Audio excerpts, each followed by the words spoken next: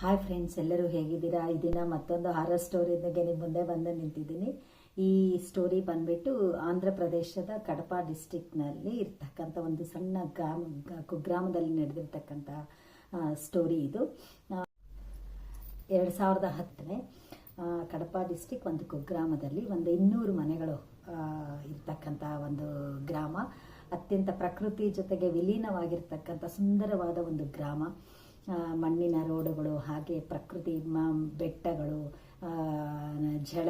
ಝರಿಗಳು ಎಲ್ಲವೂ ಇರ್ತಕ್ಕಂಥ ಒಂದು ಸುಂದರವಾದ ಗ್ರಾಮ. ಆ ಗ್ರಾಮದಲ್ಲಿ ಶಾರದಾ ಅಂತ ಹೇಳಿಬಿಟ್ಟು ಒಬ್ಬ ಮಹಿಳೆ ಇರ್ತಾಳೆ. ಆ ಹುಡುಗಿಗೆ, ಆ ಮಹಿಳೆಗೆ ಇತ್ತೀಚೆಗಷ್ಟೇ ಒಂದು 6 ತಿಂಗಳ ಹಿಂದೆ ಒಂದು ವಿವಾಹ ನಡೆದಿರುತ್ತೆ, ಮದುವೆ ಆಗಿರುತ್ತೆ. ಮದುವೆಯಾಗಿ ಆಕೆಯ ಪತಿ ರವಿಕುಮಾರ್ ಅಂತ ಹೇಳಿಬಿಟ್ಟು ತುಂಬ ಅನ್ಯೋನ್ಯವಾದ ಸಂಸಾರದ ದಾಂಪತ್ಯ ಆಗಿರುತ್ತೆ. ಎಲ್ಲರಂತೆ ಆಕೆ ಕೂಡ ಕನಸುಗಳನ್ನ ಕಟ್ಟಿಕೊಂಡು ಮದುವೆ ಆಗಿರ್ತಾಳೆ. ಗಂಡನ ಕಡೆಯವರು ಮತ್ತು ಎಲ್ಲರೂ ಈಡು ಜೋಡಿ ತುಂಬ ಚೆನ್ನಾಗಿರುತ್ತೆ. ಮದುವೆ ಆಗಿರ್ತಕ್ಕಂಥ ಸಂದರ್ಭದಲ್ಲಿ ಮೊದಲೇ ಎಲ್ಲ ರೀತಿಯೂ ಎಲ್ಲ ಮದುವೆಗಳಲ್ಲಿ ನಡೆದ ಹಾಗೆಯೇ ಫಸ್ಟ್ ಎಲ್ಲವೂ ಚೆನ್ನಾಗೇ ಇತ್ತು. ಒಳ್ಳೆ ಹುಡುಗನೇ ರವಿಕುಮಾರ್ ಕೂಡ, ಎಲ್ಲವೂ ಚೆನ್ನಾಗೇ ನಡೆದಿತ್ತು. ಹಾಗೆ 3 ತಿಂಗಳ ನಂತರ ಆಕೆಗೆ ಒಂದು ಆತನ ನಿಜವಾದ ಸ್ವರೂಪ ಹೊರಗಡೆ ಬಂತು. ಆತ ಕುಡಿಲಿಕ್ಕೆ ಸ್ಟಾರ್ಟ್ ಮಾಡಿದ್ದ. ವಾರಕ್ಕೆ 3 ಬಾರಿ ಕುಡಿದ್ಕೊಂಡು ಮನೆಗೆ ಬರ್ತಾ ಇದ್ದ. ಏನಿನಂತೆ ಪಾಪ ಶಾರದಾ ತನ್ನ ಪತಿಯ ದಾರಿ ಕಾಯ್ತಾ ಕೂತಿರ್ತಾಳೆ. ಹಾಗೆ ಅಡುಗೆ ತಿಂಡಿ ಎಲ್ಲ ಮಾಡಿ ಮುಗಿಸಿ, ಎಲ್ಲ ಕೆಲಸಗಳನ್ನ ಮಾಡಿ ಮುಗಿಸಿ ಪಾಪ ಪತಿಗಾಗಿ ಕಾಯ್ತಾ ಇರ್ತಾಳೆ. ಪ್ರತಿದಿನ 6 ಗಂಟೆಗೆ ಬರಬೇಕಾಗಿತ್ತು. ಆ ದಿನ ಯಾಕೋ ಇನ್ನೂ 7 ಆದರೂ ಬರಲಿಲ್ಲ, 8 ಆದರೂ ಬರಲಿಲ್ಲ, ಕಡೆಗೆ 9 ಆದ್ರೂ ಯಾಕೋ ಕಳವಳ ಸ್ಟಾರ್ಟ್ ಆಯಿತು, ಇಷ್ಟೊತ್ತಾದರೂ ಬರಲಿಲ್ವಲ್ಲ ಅಂತ ಹೇಳಿಬಿಟ್ಟು ಅಂತ. ಆ ಸಂದರ್ಭದಲ್ಲಿ ಎಂದಿನಂತೆ ಅವತ್ತು ರವಿಕುಮಾರ್ ಸಹಿತ ಆಚೆ ಕಡೆ ಹೋಗಿ ಕುಡಿದುಕೊಂಡು ಕೈಯಲ್ಲಿ ಒಂದು ಬಾಟ್ಲ್ ಇಟ್ಕೊಂಡು ಇದು ಬೀಡಿ ಸಿಗರೇಟ್ನ ಸೇದ್ಕೊಂಡು ಒಳಗಡೆ ಬರ್ತಾನೆ, ಮನೆಗೆ ಬರ್ತಾನೆ. ಬಂದವನೇ ಜೋರು ದನಿಯಲ್ಲಿ, ಇಷ್ಟೊತ್ತಾದರೂ ನೀನು ನನಗೆ ಒಂದು ಫೋನ್ ಮಾಡಲಿಲ್ಲ, ಇಷ್ಟೊತ್ತಾದರೂ ಗಂಡ ಬರಲಿಲ್ಲ ಅಂತ ಹೇಳ್ಬಿಟ್ಟು ನಿನ್ಗೆ ಒಂದಿಷ್ಟು ಚಿಂತೆ ಇಲ್ವಲ್ಲ ಅಂತ ಹೇಳ್ಬಿಟ್ಟು ಇದು ಮಾಡ್ತಾನೆ. ಪಾಪ ಆಕೆ ಅರ್ಜೆಂಟಾಗಿ ಗಂಡನಿಗೆ ಊಟ ಬಡಿಸ್ಬೇಕು ಅಂತ ತಟ್ಟೆ ಎಲ್ಲ ಹಾಕಿ, ತಟ್ಟೆನಲ್ಲಿ ಊಟ ಹಾಕಿ ರೆಡಿ ಮಾಡ್ತಾ ಇರ್ತಾಳೆ. ಸೊ ಅಂಥ ಸಂದರ್ಭದಲ್ಲಿ ಆತ ಏನು ಮಾಡ್ತಾನೆ, ನನಗೊಂದು ಫೋನ್ ಮಾಡಲಿಲ್ವಲ್ಲ ಅಂತ ಹೇಳ್ಬಿಟ್ಟು ಜಗಳ ಮಾಡ್ತಾನೆ. ಅದಕ್ಕೆ ಆಕೆ ಇಟ್ಕೊಂಡು ಸಾವಧಾನವಾಗಿ ಹೇಳ್ತಾ ಇರ್ತಾಳೆ, ನಾನು ನಿಮಗೆ 2-3 ಬಾರಿ ಫೋನ್ ಮಾಡಿದ್ದೀನಿ, ನೀವು ಕಾಲ್ ರಿಸೀವೇ ಮಾಡಲಿಲ್ಲ ಅಂತ ಹೇಳಿಬಿಟ್ಟು ಅಂತ. ಆಗ ಆತ ಕೋಪದಿಂದ ಏನು ಮಾಡ್ತಾನೆ, ಆ ತಟ್ಟೆನ, ಅನ್ನ ಹಾಕಿರೋ ತಟ್ಟೆನ ಚೆಲ್ಲಿಬಿಟ್ಟು ಹಾಗೇನೆ ಪಾಪ ಆಕೆಗೆ ಕಪಾಳಕ್ಕೊಂದು ಹೊಡಿತಾನೆ. ಹೊಡೆದ ಏಟಿಗೆ ಆಕೆ ಹೋಗಿ ಗೋಡೆಗೆ ಮಕ ಹೋಗಿ ತಗಲ್ಬಿಡುತ್ತೆ. ಮತ್ತು ಮೂತಿ ತುಟಿಲೆಲ್ಲ ರಕ್ತ ಬರಲಿಕ್ಕೆ ಶುರುವಾಗತ್ತೆ. ಆಗ ವಯಸ್ಸಾದ ಅತ್ತೆ ಮಾವ ಇರ್ತಾರೆ, ಅವರು ಕೂಡ ಅತ್ತೆ ಪಾಪ ಹೊರಗಡೆ ಬಂದ್ಬಿಟ್ಟು ಯಾಕೆ ಈ ಥರ ಮಾಡ್ತಾ ಇದೆಯಾ, ನಿನ್ನ ಹೆಂಡತಿ ಕಣೋ, ಆ ಥರ ಎಲ್ಲ ಹೊಡಿಬಾರ್ದು ಅಂತ ಹೇಳ್ಬಿಟ್ಟು ಅವನಿಗೆ ಬುದ್ಧಿ ಹೇಳ್ತಾರೆ. ಆಗ ಆಕೆಗೆ ತುಂಬ ಸಹಿಸಕ್ಕೆ ಆಗೋದಿಲ್ಲ, ಎಷ್ಟು ಏಟುಗಳು ತಿನ್ನೋದು. ಮತ್ತು ಹಾಗೆ ಅಷ್ಟಕ್ಕೂ ಸುಮ್ಮನೆ ಇಲ್ದಿರ ಆಕೆಯ ಕತ್ತನ್ನು ಹಾಗೆ ಗಟ್ಟಿಯಾಗಿ ಹಿಡ್ಕೊಂಡು ಆಕೆನ ಸಾಯಿಸ್ಲಿಕ್ಕೆ ಹೋಗ್ತಾನೆ. ಆಗ ಆಕೆ ತುಂಬ ಬೇಜಾರಾಗ್ಬಿಟ್ಟು ಶಾರದಾ ಏನು ಮಾಡ್ತಾಳೆ, ಇನ್ನಿರೋದು ಬೇಡ ಇಲ್ಲಿ ಮನೆಯಲ್ಲಿ ಅಂತ ಹೇಳ್ಬಿಟ್ಟು ನಾನು ನನ್ನ ತವ್ರ ಮನೆಗೆ ಹೋಗ್ತೀನಿ ಅಂತ ಹೇಳ್ಬಿಟ್ಟು ಇಲ್ಲಿರೋದಿಲ್ಲ, ಸಾಕಾಗಿದೆ ನಿಮ್ಮಿಂದ ಈ ಥರ ವಧೆಗಳು ತಿಂದು ಅಂತ ಹೇಳಿಬಿಟ್ಟು ಪಾಪ ಅವಳು ಇಮಿಡಿಯೇಟಾಗಿ ಹೊರಗಡೆ ಹೋಗ್ತೀನಿ ಅಂತ ಹೇಳ್ಬಿಟ್ಟು ಹಠ ಮಾಡ್ತಾಳೆ. ಆಗ ಅತ್ತೆ ಮಾವ, ವಯಸ್ಸಾದ ಅತ್ತೆ ಇಟ್ಕೊಂಡು ಹೇಳ್ತಾರೆ, ಬೇಡ ಈ ಥರ ಎಲ್ಲ, ಇಷ್ಟೊತ್ತಲ್ಲ 10 ಗಂಟೆ ಆಗಿದೆಯಮ್ಮ, ಸರಿ ಸುಮಾರು ರಾತ್ರಿ 10 ಗಂಟೆ ಆಗಿದೆ, ಈ ಸಂದರ್ಭದಲ್ಲಿ ನೀನು ಎಲ್ಲಿ ಹೋಗ್ತೀಯಾ, ಹೊರಗಡೆ ಹೋಗೋದು ಒಳ್ಳೇದಲ್ಲ ಈ ಸಂದರ್ಭದಲ್ಲಿ ಅಂತ ಹೇಳಿಬಿಟ್ಟು ಹೇಳ್ತಾರೆ. ಬೆಳಗ್ಗೆ ಹೋಗಿವಂತೆ ಅಷ್ಟು ಬೇಕಾದರೆ ಅಂತ ಹೇಳಿಬಿಟ್ಟು ಅಂತ. ಆದರೆ ಆವೇಶದಲ್ಲಿ ಇರ್ತಾಳೆ, ಅವಳಿಗೂ ಕೂಡ ಬೇಜಾರಾಗಿರುತ್ತೆ. ಶಾರದಂಗೆ ಕೇಳ್ತಾ ಇರಲ್ಲ ಮಾತನ್ನು. ಸರಿ ಅಂತ ಹೇಳ್ಬಿಟ್ಟು ಹೊರಟೇ ಬಿಡ್ತಾಳೆ ಹೆಣ್ಮಗಳು. ಅವರ ತವ್ರ ಮನೆ ಬಂದು ಅಲ್ಲಿಂದ ಒಂದು 10 ಕಿಲೋಮೀಟರ್ ದೂರದಲ್ಲಿ ಇರ್ತಕ್ಕಂಥ ಗ್ರಾಮ ಆಗಿರುತ್ತೆ ಅವ್ರ ತಾಯಿ ಮನೆ. ಸರಿ ಅಂತ ಹೇಳ್ಬಿಟ್ಟು ಆವೇಶದಿಂದ ಅವಳು ಕೂಡ ಹೊರಟು ಬಂದ್ಬಿಡ್ತಾಳೆ. ಹೊರಗಡೆ ಬಂದರೆ ಅಲ್ಲಲ್ಲಿ ರಾತ್ರಿ 10 ಗಂಟೆ ಸಮಯ, ಅಲ್ಲಲ್ಲಿ ಗಾಢಾಂಧಕಾರ ಕತ್ತಲ ಆವರಿಸ್ಕೊಂಡಿರತ್ತೆ. ಏನು ಮಾಡಬೇಕು ಅಂತ ತೋಚ್ತಾ ಇರಲ್ಲ ಅವಳಿಗೆ. ಹಾಗೆ ಅಂತ ಹೇಳ್ಬಿಟ್ಟು ಅವಳೇನು ಮಾಡ್ತಾಳೆ, ಹಾಗೆ ಹೆಜ್ಜೆ ಹಾಕ್ತಾ ಈ ಥರ ಆಯ್ತೆ ಅಂತ ಹೇಳ್ಬಿಟ್ಟು ದುಃಖಿಸ್ತಾ, ಭಯ, ಕೋಪ, ಆವೇಶ ಎಲ್ಲ ತುಂಬಿರುತ್ತೆ ಅವಳಲ್ಲಿ. ಸರಿ ಅಂತ ಹೇಳ್ಬಿಟ್ಟು ಹಾಗೆ ದುಃಖಿಸ್ತಾ ಅವಳೇನು ಮಾಡ್ತಾಳೆ, ಹಾಗೇನೆ ಬರ್ತಾಳೆ. ಬರೋವಾಗ ಹೋಗ್ತಾ ಇರೋವಾಗ ಇಲ್ಲಿ ಅಂದರೆ ಹತ್ತಿರದ ದಾರಿ ಹುಡ್ಕೊಂಡು ಹೋಗ್ತಾ ಇರ್ತಾಳೆ. ಹತ್ತಿರದ ದಾರಿ ತೋಟದ ದಾರಿ ಅಂತ ಹೇಳ್ಬಿಟ್ಟು ಇರುತ್ತೆ. ಆ ಊರಲ್ಲಿ ಎಲ್ಲರಿಗೂ ಗೊತ್ತಿರುತ್ತೆ ಆ ತೋಟದ ದಾರಿ ಸರಿ ಇಲ್ಲ ಅಂತ ಹೇಳ್ಬಿಟ್ಟು ಅಂತ. ಅದೊಂದು ಅಲ್ಲಿ ಯಾವುದೋ ಒಂದು ಆತ್ಮಗಳು ಓಡಾಡ್ತಾ ಇರುತ್ತೆ ಅಂತ ಹೇಳ್ಬಿಟ್ಟು ಜನರೆಲ್ಲ ಬಾಯಲ್ಲಿ ಮಾತಾಡ್ಕೊತಾ ಇರ್ತಾರೆ. ಆದರೆ ಅದ್ಯಾವುದು ಲೆಕ್ಕಕ್ಕೆ ಬರ್ತಾ ಇರಲ್ಲ. ಅವಳ ನೋವಿನ ಮುಂದೆ ಅವಳ ಭಯ, ಅವಳ ಸಂದರ್ಭದ ಮುಂದೆ ಅವಳಿಗೆ ಅದ್ಯಾವುದು ಲೆಕ್ಕಕ್ಕೆ ಇರಲ್ಲ. ಆದಷ್ಟು ಬೇಗ ತನ್ನ ತಾಯಿ ನೋಡಬೇಕು ಅನ್ನೋ ಹಂಬಲ ಅವಳಿಗೆ ಇರುತ್ತೆ. ಹಾಗಾಗಿ ಅವಳು ಅದೇ ದಾರಿನಲ್ಲಿ ಹೋಗ್ತಾ ಇರ್ತಕ್ಕಂಥ ಸಂದರ್ಭದಲ್ಲಿ ರಾತ್ರಿ ಸರಿ ಸುಮಾರು 12, ಅಲ್ಲಿಂದ ಅವಳು 10 ಕಿಲೋಮೀಟರ್ ನಡಿಬೇಕಂದ್ರೂ 2 ಗಂಟೆ ಅಂತೂ ಖಂಡಿತ ಬೇಕಾಗಿರುತ್ತೆ ಅವಳಿಗೆ. ಹಾಗೆ ನಡ್ಕೊಂಡು ಅದಕ್ಕೋಸ್ಕರ ಅವಳೇನು ಮಾಡ್ತಾಳೆ, ಶಾರ್ಟ್ ಕಟ್ ಹೋಗ್ಬೇಕಂತ ಹೇಳ್ಬಿಟ್ಟು ಸ್ವಲ್ಪ ಕಡಿಮೆ ಡಿಸ್ಟೆನ್ಸ್ ಇದು ಮಾಡೋಣ ಅಂತ ಹೋಗ್ತಾ ಇರ್ತಾಳೆ. ತೋಟದ ಫಸ್ಟು 12 ಗಂಟೆ ಸಮಯ ಆಯಿತು. ಸಮಯ ಆದರೆ ಒಂಥರ ಇದ್ದಕ್ಕಿದ್ದಂತೆ ವಾತಾವರಣ ಎಲ್ಲನೂ ಒಂಥರ ಥಂಡಿ ಆದಂಗೆ ಸುತ್ತ ಅವಳ ಶರೀರ ಸುತ್ತ ಥಂಡಿ ಆದಂಗೆ ಅವಳಿಗೆ ತುಂಬ ಚಳಿ ಆಗಲಿಕ್ಕೆ ಶುರುವಾಗುತ್ತೆ. ಏನು ಇಷ್ಟೊತ್ತವರೆಗೂ ಇದ್ದಿದ್ದು ವಾತಾವರಣ ಈಗ ಯಾಕಪ್ಪ ಈ ಥರ ಚೇಂಜ್ ಆಯಿತು ಅಂತ ಹೇಳ್ಬಿಟ್ಟು ಮನಸ್ಸಲ್ಲಿ ಸ್ವಲ್ಪ ಕಸಿವಿಸಿ ಆಗುತ್ತೆ. ಹಾಗೇನೆ ಅಷ್ಟು ದೂರ ಹೋಗೋ ಅಷ್ಟೊತ್ತಿಗೆ ಯಾವುದೋ ಒಂದು ಆಕಾರ ಥರ ಮತ್ತು ಯಾರೋ ನನ್ನನ್ನು ಹಿಂಬಾಲಿಸ್ತಾ ಇದ್ದಾರೆ ಅನ್ನೋದು ಭಾಸವಾಗ್ತಾ ಇರುತ್ತೆ ಅವಳಿಗೆ. ಒಂದು ಹಳೆ ಮಾವಿನ ಮರ ಇರುತ್ತೆ. ಆ ಮಾವಿನ ಮರದ ಕೆಳಗಡೆ ಯಾವುದೋ ಒಂದು ಆಕಾರ ನಿಂತಂಗೆ ಕಾಣಿಸ್ತಾ ಇರುತ್ತೆ. ಆಗ ಅವಳಿಗೆ ಅದರ ಅರಿವಾಗ್ತಾ ಇದೆ, ಯಾರೋ ನನ್ನ ಹಿಂಬಾಲಿಸ್ತಾ ಇದ್ದಾರೆ ಮತ್ತೆ ಅಂತ ಹೇಳ್ಬಿಟ್ಟು ಸ್ವಲ್ಪ ಸಂದಿಗ್ಧತೆ ಕೂಡ ಆಗತ್ತೆ, ಭಯ ಎಲ್ಲಾನು ಆಗತ್ತೆ. ಆ ಸಮಯದಲ್ಲಿ ಯಾರು ಅಂತ ಹೇಳ್ಬಿಟ್ಟು ಅವಳು ಕ್ವಶನ್ ಮಾಡ್ತಾಳೆ. ಕ್ವಶನ್ ಮಾಡೋ ಅಷ್ಟೊತ್ತಿಗೆ ಆ ಕಡೆಯಿಂದ ಒಂದು ಧ್ವನಿ ಬರುತ್ತೆ.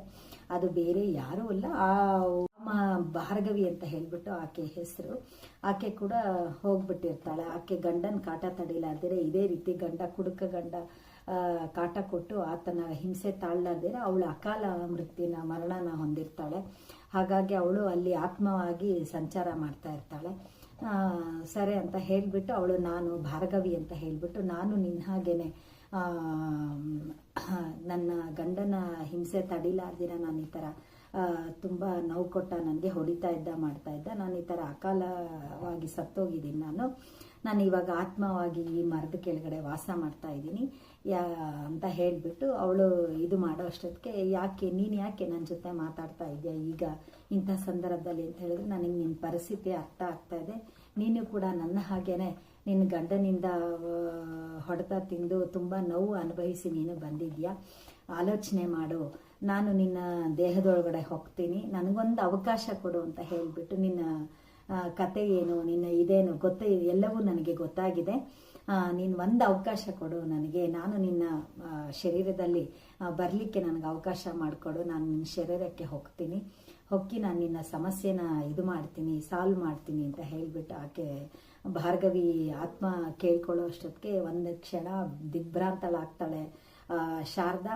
ಆದರೆ ಅವಳು ಎಲ್ಲವನ್ನೂ ಆ ಕ್ಷಣದಲ್ಲಿ ಅವಳಿಗೆ ಏನು ಮಾಡಬೇಕು ಅಂತ ತೋಚ್ತಾ ಇರಲ್ಲ. ಅವಳಿಗೆ ಯಾವುದೇ ಒಂದು ರೀತಿ ತನ್ನ ಗಂಡ ಬುದ್ಧಿ ಕಲಿತ್ರೆ ಸಾಕು ಅನ್ನೋ ಒಂದು ಮನೋಭಾವ ಇರುತ್ತೆ. ಹಾಗಾಗಿ ಅವಳೇನು ಮಾಡ್ತಾಳೆ, ಸ್ವಲ್ಪ ಆಲೋಚನೆ ಮಾಡಿದರೆ ಚೆನ್ನಾಗಿರ್ತಾ ಇತ್ತು, ಆಲೋಚನೆ ಮಾಡ್ದಿರನೇ ಅವಳೇನು ಮಾಡ್ತಾಳೆ, ಆಯಿತು ಸರಿ ಬಂದ್ಬಿಡು, ನನ್ನ ಶರೀರದಲ್ಲಿ ನಿನಗೆ ಅವಕಾಶ ಕೊಡ್ತೀನಿ ಅಂತ ಹೇಳಿಬಿಟ್ಟು ಅವಳ ಶರೀರದಲ್ಲಿ ಆವಾಹನೆ ಆಗೋಕ್ಕೆ ಹೇಳಿಬಿಡ್ತಾಳೆ. ಸರಿ ಭಾರ್ಗವಿ ಅವಳ ಶರೀರನ ಹೊಕ್ಕಿಬಿಡ್ತಾಳೆ. ಹೊಕ್ಕಿ ಆ ಕ್ಷಣ ಏನಾಗ್ತದೆ, ಶಾರದೆ ಆಗಿರಲ್ಲ, ಅವಳು ಭಾರ್ಗವಿ ಆಗಿರ್ತಾಳೆ. ಅವಳೇನು ಮಾಡ್ತಾಳೆ, ಹಾಗೆ ಹೆಜ್ಜೆ ವಾಪಸ್ಸು ಅವಳ ಮನೆ ಕಡೆ ಹೆಜ್ಜೆ ಹಾಕ್ಕೊಂಡು ಹೋಗ್ತಾಳೆ. ಹೋಗೋ ಅಷ್ಟೊತ್ತಿಗೆ ಅಲ್ಲಿ ಅವರ ಅತ್ತೆ ಮಾವ ಎಲ್ಲರೂ ದಾರಿ ಕಾಯ್ತಾ ಇರ್ತಾರೆ. ಇಷ್ಟೊತ್ತಲ್ಲಿ ಹೊರಟೋಗಿದ್ದಾಳೆ, ಮನೆಗೆ ಬರಬೇಕು, ಹೋಗೋಕ್ಕಾಗಲ್ಲ ಅವಳಿಗೆ ಅಂತ ಹೇಳ್ಬಿಟ್ಟು ಪಾಪ ಅವ್ರ ಅತ್ತೆ ಚಿಂತಾಕ್ರಾಂತರಾಗಿ ಕೂತಿರ್ತಾರೆ, ಅತ್ತೆ ಮಾವ ಇಬ್ರು. ಸರಿ ಅಂತ ಅವಳನ್ನ ನೋಡಿದ ತಕ್ಷಣ ಬಂದ್ಯಾ ಅಮ್ಮ ಅಂತ ಹೇಳಿಬಿಟ್ಟು ಇದರಾಗಿ ಮಾತಾಡ್ತಾರೆ.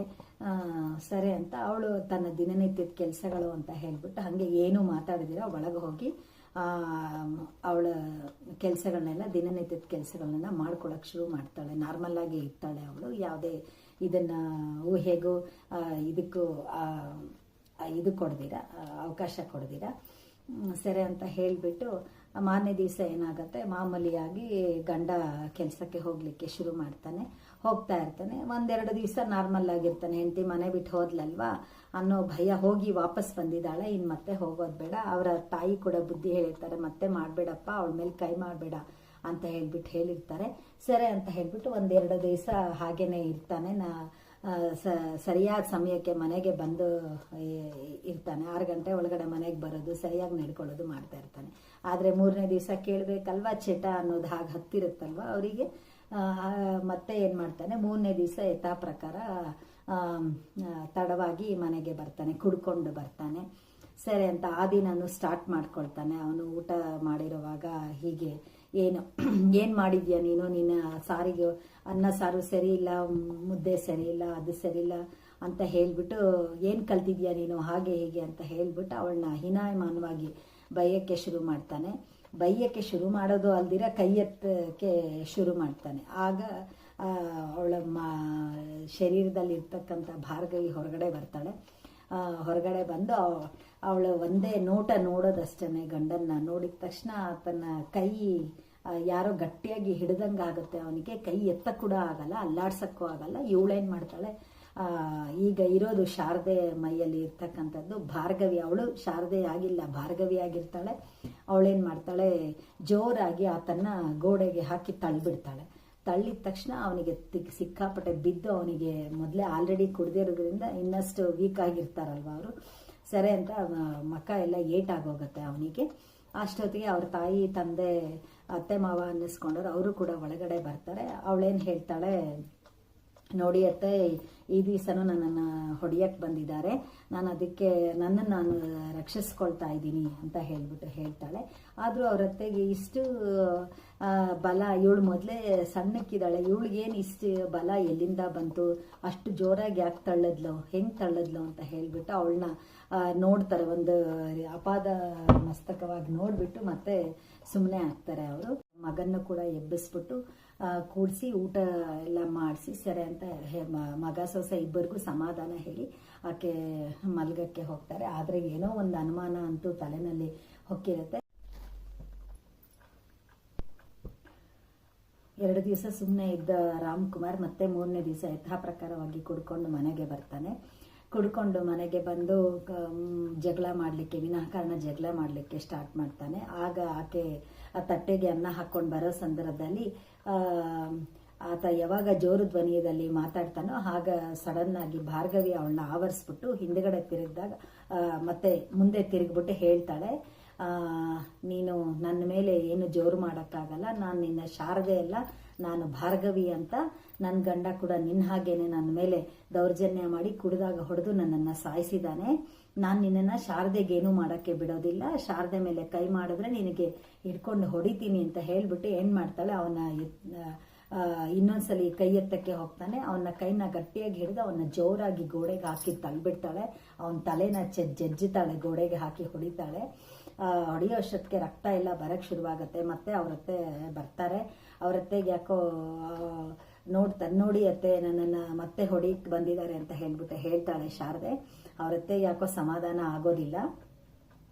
ಏನೋ ಇವಳು ಇದರಲ್ಲಿ ಬದಲಾವಣೆ ಕಾಣ್ತಾ ಇದೆ ಅಂತ ಹೇಳ್ಬಿಟ್ಟು ಇಬ್ಬರಿಗೂ ಸಮಾಧಾನ ಹೇಳ್ಬಿಟ್ಟು ಹೋಗಿ ಮಲಗ್ತಾರೆ. ಮಾರನೇ ದಿವಸ ಅವ್ರೇನು ಮಾಡ್ತಾರೆ, ಹೋಗ್ಬಿಟ್ಟು ಊರಿನ ಪಂಚಾಯಿತಿ ಇವರು ಇರ್ತಾರೆ, ಪಂಚಾಯಿತಿ ಅಧ್ಯಕ್ಷರು, ಅವರು ನರಸಿಂಹಮೂರ್ತಿಗಳು ಅಂತ, ಅವ್ರ ಹತ್ರ ಹೋಗ್ಬಿಟ್ಟು ಈ ರೀತಿ ಆಗಿದೆ ಅಂತ ಹೇಳ್ಬಿಟ್ಟು ಹೇಳ್ತಾರೆ. ನಮ್ಮ ಸೊಸೆಗೆ ಈ ರೀತಿ ಆಗಿದೆ ಅಂತ ಹೇಳ್ಬಿಟ್ಟು ಹೇಳ್ತಾರೆ.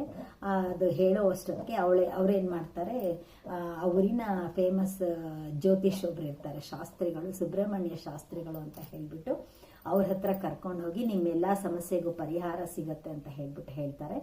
ಸರಿ ಅಂತ ಹೇಳಿ ಅತ್ತೆ ಮನೆಗೆ ಬಂದ್ಬಿಟ್ಟು ಹೇಳ್ತಾರೆ, ಈ ಥರ ಶಾರದಾ ನೀನು ಈ ಥರ ಇದು ನಾನು ವಿಚಾರಿಸ್ಕೊಂಡು ಬಂದಿದ್ದೀನಮ್ಮ, ಸುಬ್ರಹ್ಮಣ್ಯ ಶಾಸ್ತ್ರಿಗಳ ಹತ್ರ ಕರ್ಕೊಂಡು ಹೋಗ್ತೀನಿ ನೀನಾಗಿಲ್ಲ, ನಿನ್ನ ಮೈಯಲ್ಲಿ ಬೇರೆ ಯಾರೋ ಆವರಿಸಿದ್ದಾರೆ, ಅದರಿಂದ ನೀನು ಈ ರೀತಿ ಬದಲಾವಣೆ ಆಗಿದೆಯಾ. ನೀನು ಒಳ್ಳೇದಕ್ಕೆ ಮಾಡ್ತಾ ಇದ್ರು ಕೂಡ ಅವರಿಗೆ ಒಳ್ಳೆ ಬುದ್ಧಿ ಕಲಿಸ್ಬೇಕು ಅಂತ ಹೇಳಿದ್ರು ಈ ಥರ ಎಲ್ಲ ಇನ್ನೊಂದು ಆತ್ಮ ಬಂದು ನಿನ್ನನ್ನು ಆವರಿಸಬಾರ್ದಮ್ಮ. ಅದು ನಾಳೆ ನಿನ್ನನ್ನು ಸಂಪೂರ್ಣವಾಗಿ ಆವರಿಸಿ ನಿನಗೆ ಅದು ತೊಂದರೆ ಆಗುತ್ತೆ.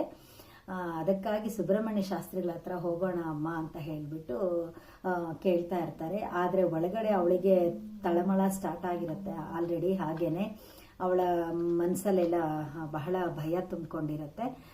ಹೋಗೋದಾ ಬೇಡವಾ, ಒಳಗಿನ ಆತ್ಮ ಭಾರ್ಗವಿ ಹೇಳ್ತಾ ಇರ್ತಾಳೆ, ನನ್ನನ್ನು ಹೊರಗಡೆ ಓಡಿಸ್ಬೇಡ, ನಾನಿರೋದ್ರಿಂದ ನಿನಗೆ ರಕ್ಷಣೆ ಸಿಗ್ತಾ ಇದೆ, ನಾನು ಹೊರಟೋದ್ರೆ ನಿನಗೆ ರಕ್ಷಣೆ ಇರೋದಿಲ್ಲ, ಆಲೋಚನೆ ಮಾಡು.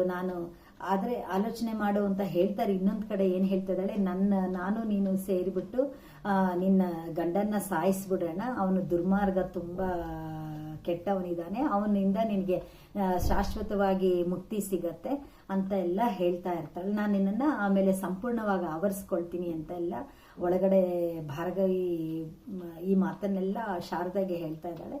ಆಗ ಶಾರದೆಗೆ ಅತ್ತೆ ಹೇಳ್ತಾ ಇರೋ ಮಾತು ನಿಜ ಅಂತ ಅನ್ನಿಸ್ತಾ ಇರತ್ತೆ. ಅವಳೇನು ಮಾಡ್ತಾಳೆ, ಮಾರನೇ ದಿವಸ ಆಯಿತು ಅತ್ತೆ ಹೋಗೋಣ ಸುಬ್ರಹ್ಮಣ್ಯ ಶಾಸ್ತ್ರಿಗಳ ಹತ್ರ ಅಂತ ಹೇಳ್ಬಿಟ್ಟು ಅನುಮತಿ ಕೊಡ್ತಾಳೆ.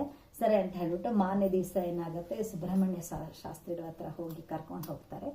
ಕರ್ಕೊಂಡು ಹೋದ ತಕ್ಷಣ ಅಲ್ಲಿ ಶ್ರೀಚಕ್ರಗಳು ಮತ್ತು ಶ್ರೀಚಕ್ರ ಎಲ್ಲವೂ ಬಾಗಿಲಲ್ಲೇ ಬರೆದಿರ್ತಾರೆ, ಅದರ ಪೂಜೆಗಳು ಎಲ್ಲ ನಡೀತಾ ಇರುತ್ತೆ ಸುಬ್ರಹ್ಮಣ್ಯ ಶಾಸ್ತ್ರಿಗಳ ಮನೆಯಲ್ಲಿ.